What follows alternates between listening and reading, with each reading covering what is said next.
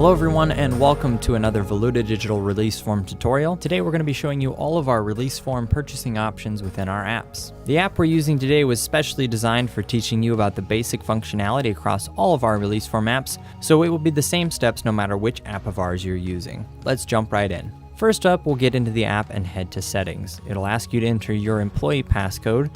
The default is 1234, or if you changed it, use your custom passcode.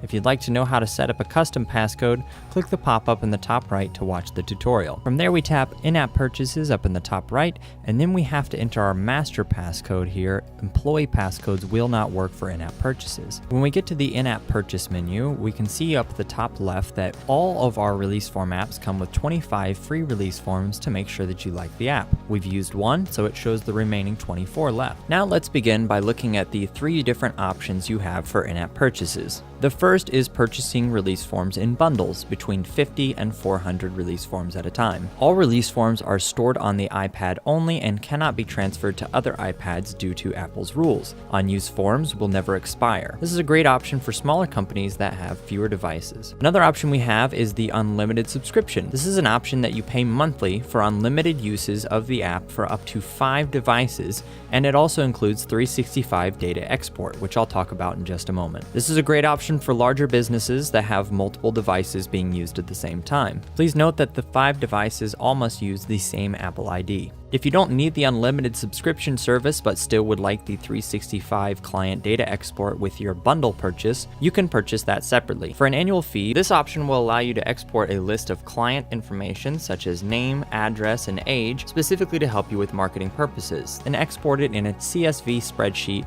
in your cloud service. When you're ready to actually make a purchase, just tap on the option that you'd like. A pop-up will appear confirming your purchase, and then a second pop-up will appear so that the purchase can be charged to your Apple ID, just like buying an app from the App Store. Thank you for watching this Voluta digital release form tutorial. Be sure to check out our YouTube channel with more tutorials on how to set up and best utilize your app.